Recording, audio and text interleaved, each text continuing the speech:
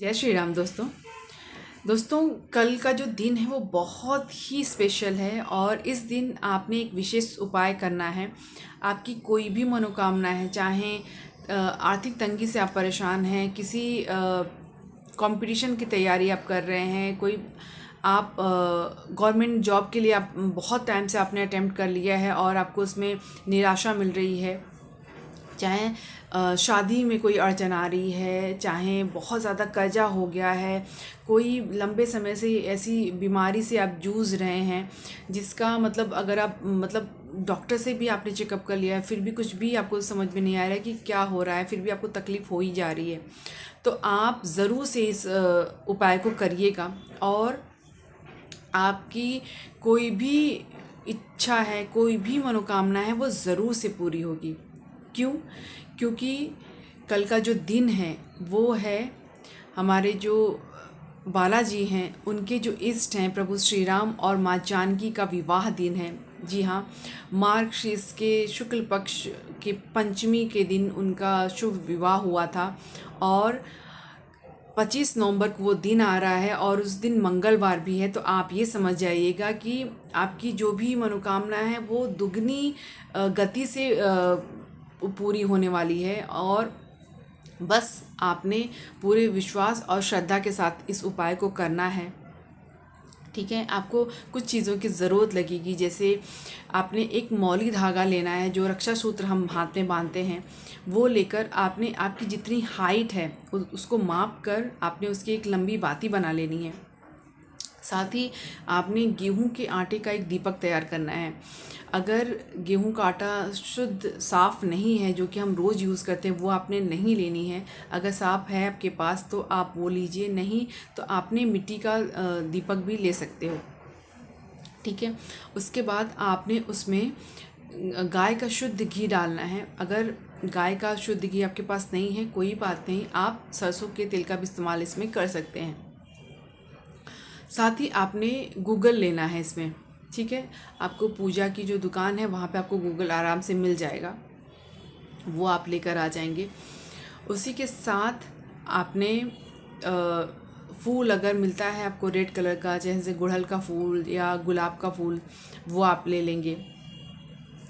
साथ ही आपने भोग प्रसाद के लिए गुड़ चने का भोग, आपके पास अगर समर्थता आपकी है तो लड्डू भी आप ले सकते हैं। आप जैसे चूरमे का लड्डू बनाते हैं घर में, गुड़ के पानी में गेहूं के आटे को गूंद के और रोटी, मोटी रोटी बनाते हैं, उसके बाद उसको तोड़ के उसका चूरमा बना के उसमें घी डालकर लड्डू बनाते हैं। अगर आप बना सकते हैं तो बहुत अच्छा है, नहीं तो आप गुड़ चने का भी भोग लगा सकते हैं।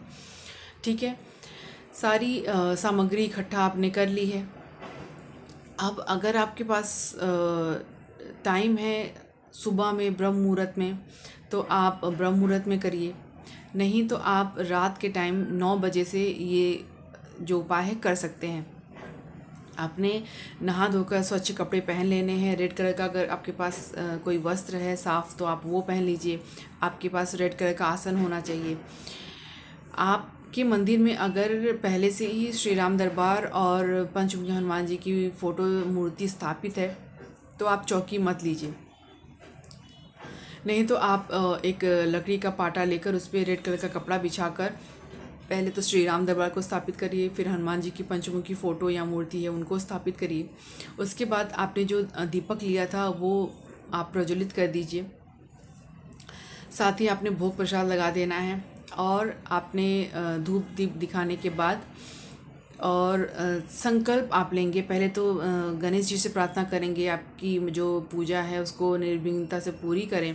उसके बाद आपने हनुमान जी से संकल्प लेना है। आपका नाम, आपका गोत्र, आपका जन्म स्थान, आप किस जगह से अभी ले रहे हैं आप मनोकामना, और दिन कौन सा है, टाइम कौन सा है, आपकी इच्छा क्या है, सब कुछ आपने बोलनी है। उसके बाद जो आपने जल लिया है हाथ में वो हनुमान जी के चरणों के पास छोड़ देनी है। ठीक है, उसके बाद आपने सबसे पहले तो 108 बार श्री राम नाम का जाप करना है, या तो आप 3 बार श्री राम स्तुति करिए। ठीक है, उसके बाद आपने 11 बार हनुमान चालीसा का पाठ करना है। ठीक है, जब आप हनुमान चालीसा का पाठ करेंगे तब जो मैंने आपको गूगल बताया वो आपको या तो आप उपला ले लीजिए या तो कपूर आपके पास है, कपूर जलाकर आप रख लीजिए। जब आप हनुमान चालीसा का एक पाठ करेंगे तब आपने एक गूगल उस कपूर में या उपले पे आपने डाल देना है। मतलब जब तक आप पाठ करेंगे तब तक आपका जो दिया है वो जलना चाहिए, प्लस आपका जो गूगल है वो उसका जो धुआं है वो कंटिन्यूस रहना चाहिए। ठीक है।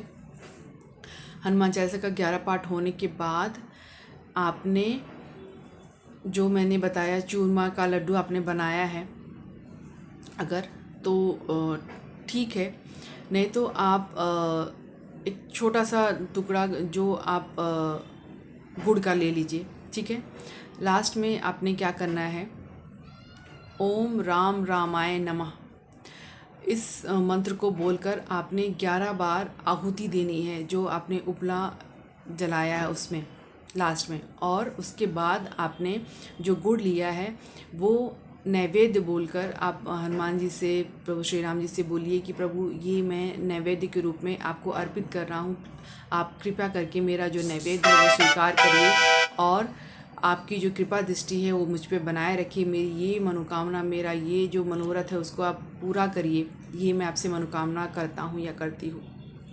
उसके बाद थोड़ा सा पानी लेकर आपने उसको घुमा देना है। ठीक है। लास्ट में आपने हनुमान जी की आरती कर लेनी है और आपकी जो इच्छा, जो मनोकामना को लेकर आप ये संकल्प लिया था आपने, वो वापस से उनके सामने बोलनी है और उनसे प्रार्थना करनी है कि प्रभु आप सर्वसमर्थ हैं, हम असमर्थ हैं और आप मेरी जो मनोरथ है उसको पूरी करिए। इतना मैं आपसे प्रार्थना करता हूँ या करती हूँ। और अगर पूजा में कोई त्रुटि, कोई गलती हो गई उसको लिए आप क्षमा करिएगा।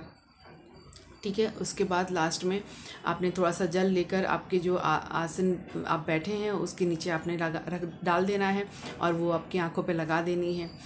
आपकी पूजा यहाँ पे पूरी हो गई है। ठीक है। अब जब वो दिया जो है वो शांत हो जाने के बाद आपकी जो भोग प्रसाद आपने रखा था वो आप उठा लेंगे, आपके पूरे सबके जो परिवार हैं उसमें सब में बांट कर आप खुद भी ग्रहण कर लेंगे।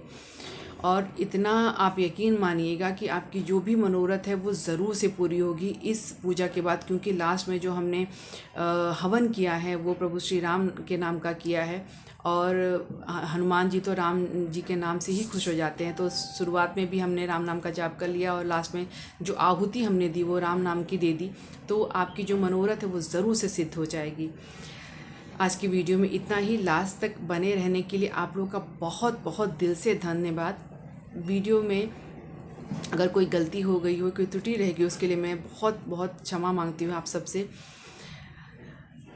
वीडियो अगर पसंद आए तो लाइक और सब्सक्राइब जरूर से करिएगा। कमेंट में प्रभु श्री राम जी का, प्रभु बालाजी का नाम लगाना मत भूलिएगा। किसी एक को ये वीडियो जरूर से शेयर करिएगा।